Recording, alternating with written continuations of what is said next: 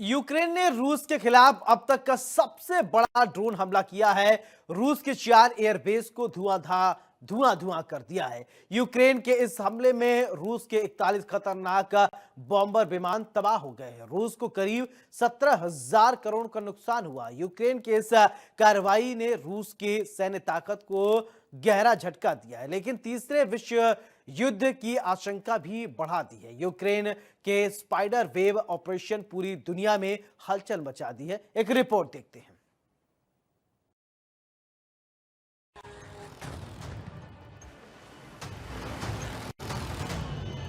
क्या third world war का siren बज गया है?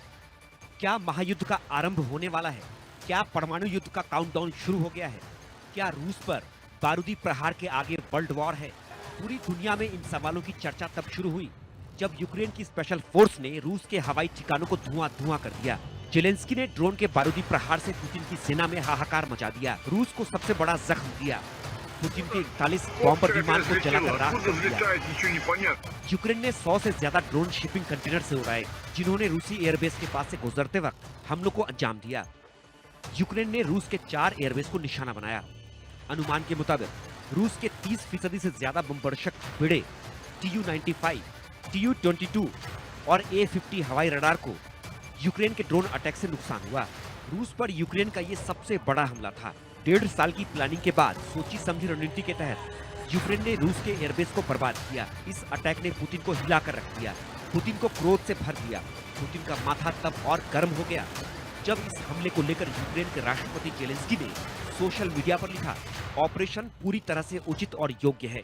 हम एक पूर्ण और बिना शर्त युद्ध विराम का प्रस्ताव करना जारी रखना चाहते हैं, लेकिन इसके साथ ही सभी तर्कसंगत और सम्मानजनक कदम भी उठाते हैं जो एक स्थायी और विश्वसनीय शांति की ओर ले जा सकते हैं।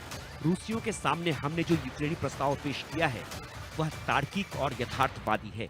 जेलेंस्की के इस बयान ने पुतिन को आग बबूला कर दिया। ड्रोन अटैक ने रूसी राष्ट्रपति को गुस्से से भर दिया और दुनिया जानती है कि अगर पुतिन का दिमाग सनका तो तबाही से कोई रोक नहीं सकता।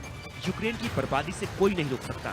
थर्ड वर्ल्ड वॉर की आशंका से इनकार नहीं किया जा सकता। तीसरे वर्ल्ड वॉर की आशंका इसलिए भी क्योंकि यूक्रेन के ड्रोन अटैक के बाद रूस के एटॉमिक कमांड सेंटर में हाई लेवल मीटिंग हुई, जिसमें सैटेलाइट से लोकेशन का डेटा तैयार किया गया। रूस के न्यूक्लियर मिसाइलों के मूवमेंट की खबरें भी सामने आई। यानी साफ है कि रूस बदला लेने की पूरी तैयारी कर रहा है, यूक्रेन को दहलाने की स्क्रिप्ट तैयार कर रहा है। लेकिन रूस और यूक्रेन की इस जंग में ब्रिटेन खुलकर यूक्रेन के समर्थन में उतर आया है। अमेरिका भी जंग की आग को भड़का रहा है।